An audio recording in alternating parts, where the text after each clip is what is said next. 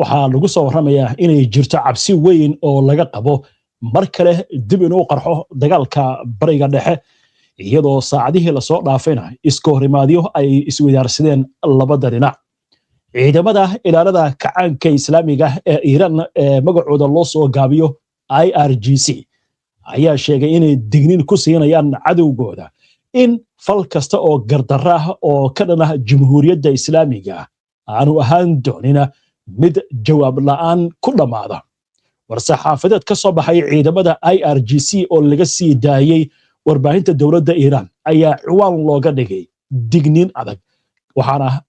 bayaankan uu soo baxay kadib markii ciidamada Mareykanku weerar ay ku qaadeen galkii dambe ee xalay magaalada dekada leh ee Bandar Abbas ee koonfurta Iiraan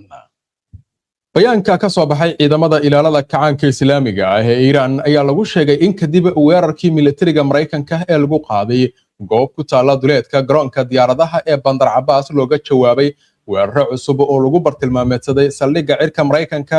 ee laga soo qaaday weerarkaasi saacadii hore maanta oo Khamiisa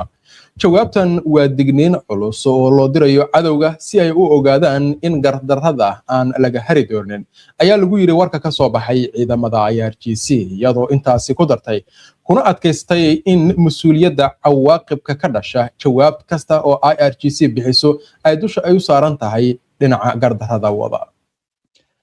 bayaankan ka soo baxay ciidamada badda ee Iiraan ayaa waxaa lagu sheegay in sidoo kale ay ku qasbeen markab shidaal oo Mareykanku leeyahay in uu dib u gurto war laga sii daayay warbaahinta Iiraan ayaa lagu sheegay in markabkaasi uu isku dayay inuu si sharci darro ah uga gudbo Mareyka Hormuz kadib markii uu damiyay nidaamka raadraaca maraakiibta inkastoo Iiraan xayiraado ay ku soo rogtay maraakiibtu inay halkaasi ka gudbaan Iiraan ayaa ku xirtay halkaasi xabad joojinta iyo in laga dulqaado gebi ahaanba go'doominta Mareykanka waxaana ay si buuxda ugu dhawaaqday in uu xiran yahay marinka Hormuz wixii ka dambeeyay 28kii bishii February markaasi oo Iiraan weerar ay ku safaysay mid gardarra ah oo aan sabab lahayn ay ku qaadeen Mareykanka iyo Israa'iil oo iskaashanaya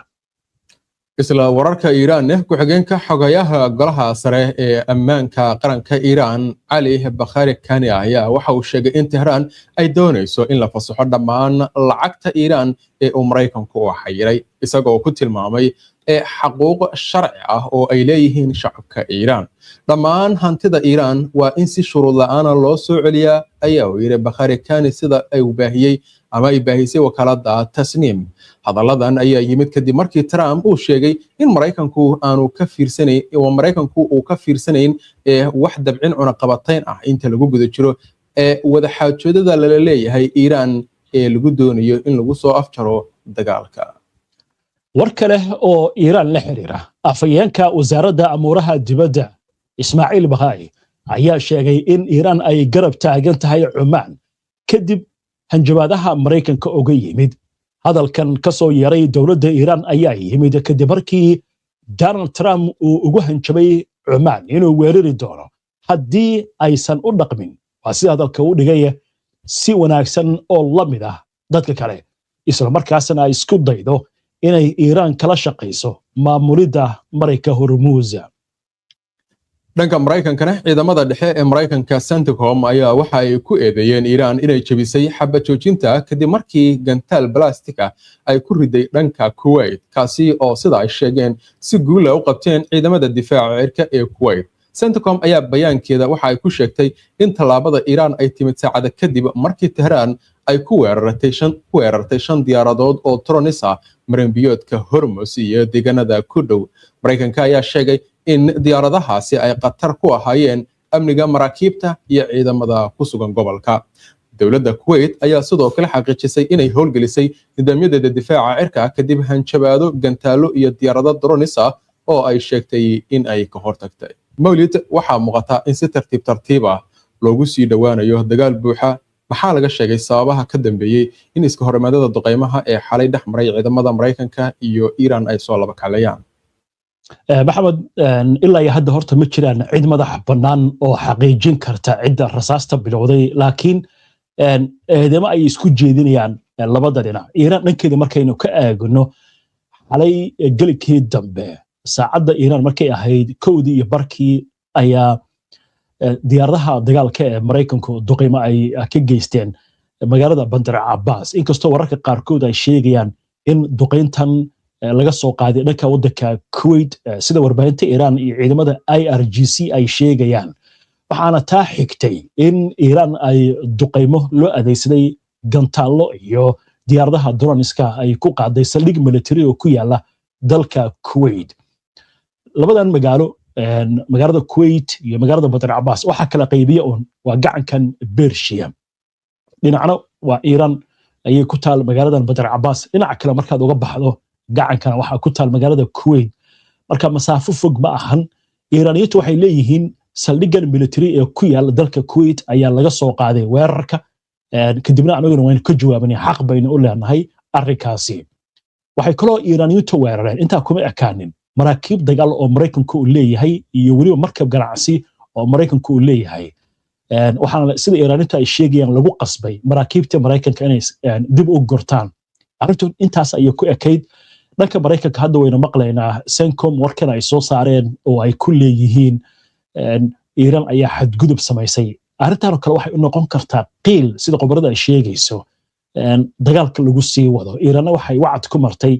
inay ka jawaabi doonto weerar kasta oo lagu soo qaado marka waxa moodaa meeshaynu kala hayn 60% ayaa suurtagal ah dagaalku inuu bilowdo hadda inay suurtagal tahay 70% ilaa 80 mar kale dagaalka dib in la iskugu soo laabto madaxweynaha Mareykanka Donald Trump habeennimadii xalay ayuu hadlay wuxuu sheegay inuu maalmo kooban u qabtay Iiraan inkastoo waqti uusan cayimin kadib markii wasiirada u dhigay Pakistan ay ka codsatay inay waqti dheeraad ah siiso marka inkastoo daaha gadaashiisa ay ka socdaan wada xaajoodiyo laakiin waxa moodaa colaad in lagu sii siqayo Mareykanku dhaqaaqyo military bay wadaan Iiraanna si buuxda ayay isku diyaarisay waxaana wacd ay ku martay dagaalku inuu dhaafi doono xuduudaha gobolka Bariga Dhexe isla markaasna marina muhiim ah oo kale oo loo badanayo marinka Bab al-Mandab in la xiri doono arrintaas waxay keeni kartaa halis weyn marka gobolka la eego dabcan dagaalkan sida muuqatana waxaynu aragnaa Mareykanku inuu bilaabay waayo isaga gacanta la hormaray oo weeraray Bandar Abbas oo ku leeyahay dhaqaaqyo military halkaas ka socday iyo maraakiibtana la soo weeraray iyo isniintii markuu weeraray dooyaha Iiraan wuxuu ku andacooday in Iiraan badda ay dhigaysay miinooyin laakiin arrinta muhiimka waxa weeye Iiraan in ku filan oo miinooyin ah ayay dhigtay gunta hoose badda Hormuz marka qiil looma heli karo ayaa la leeyahay laakiin qobarada markaad eegto waxay leeyihiin Mareykanku wuxuu rabaa in uu nabad ku raadiyo xoog oo macnaheedu yahay Iiraan inuu ku qasbo inay aqbasho shuruudihiisa iyadoo la duqeynayo laakiin taa waxay noqotay runtii arrin lagu tilmaamayo inay tahay xisaab qaldan oo mar kale madaxweynaha Mareykanku isku dhufsanayo Robert Beb ninka la yiraahdo oo ah professor wax ka dhiga jaamacad ku taala waddanka Mareykanka wuxuu leeyahay laba arrin oo culus ayaa haysta madaxweynaha Mareykanka Donald Trump mid waxay tahay buu leeyahay haddii uu damco dagaalka in uu qaado waxa dhici karta in Mareykanku ay la kulmaan xaalad la mid ah wixii ka dhacay Afghanistan iyo xitaa Vietnam oo guul laga gaari maayo ayuu leeyahay Mareykanku dhiiqa ayuu gali karaa wuxuu leeyahay haddii dagaalka uu joojiyo heshiiska sida hadda ay tahay lala galo Iiraan macnaheedu markaa waxay noqonaysaa in loo arkayo Mareykanku inuusan gaarin hadafyadiisii oo markaasi ay fududeysan doonaan wadaha kale sida Shiinaha ama Ruushka oo kale ama aan loo tixgelinayn wadan weyn oo dagaal intuu qaaday aan ku guuleysan labadaas arrimood ayaa marka madaxweynaha Mareykanka haysta midna waa arrin laga baqayo dhiiqa inuu galo midna waa mid uu isku ilaalinayo inuu yahay hogaamiyihii Mareykanka wadanka si hadalka u dhiga ugu awoodda weyn caalamka oo cid celi karta iyo cid ka hor imaan karta aysan jirin haddana waynu arkaynaa hanjabaadta wuxuu u jeedinayaa wadanka Cumaan oo ahaa wadankii dhexdhexaadinta waday Cumaan ilaa hadda kama aysan jawaabin hadalkan ka soo yaray Donald Trump madaxweynaha Mareykanka laakiin waxa laga yaabaa inay ka soo qaadeen in iska hadlay oo kale waa gartay marka xaaladdu ma sidan ayaa ay ku sii socon doontaa mise dagaal buuxa ayaa la gali doonaa horta way adagtaa waxa dhici doona in la saadaariyo laakiin jawiga ma qorxoona waxayna arrintan ku soo beegmaysaa isniintii markii maraykanku ay weerareen dooyaha iiraan oo marayay maraykanka hormuuz iyadoo telefoonka ay ku wada hadleen habeennimadii sabtida madaxweynaha maraykanka Donald Trump iyo ra'iisul wasaaraha Israa'iil Benjamin Netanyahu arrinta laga wada hadlana waxa ka mid ahayd arrinta Lubnaan iyo arrinta Iiraan marka macnaheedu ma waxay tahay in Netanyahu uu codka diidmada qayaxan dul dhigay in aan lala yeelan karin waxa heshiisa Iiraan ilaa Iiraan ay sameynayso inay soo wareejiso uraniumka Iiraan taas ma aqbali doonto sida hadda ay sheegayaan mas'uuliyiintooda ama ay ku adkaysanayaan arrinta marka ugu daran waxa weeye oo mushkiladda keeni karta haddii dagaalku si fudud inuu ku dhaco ay u dhacdo in aan markaa la joojin karin cabsida ugu yar waa taas oo in la kala baxa ay noqonayso waayo Cumaan oo dhexaadinaysana Trump waa kana asaga hadda eedeynaya Pakistan ilaa hadda ma aysan guuleysan ugu dambeyntii ma gacanta taagi doontaa haddii gacanta taagto yaa dambe oo la aadi doonaayo colaadda inuu xaliyo la fili doonaa cid marka hadda la oran karo way xalin kartaa ma jirto marka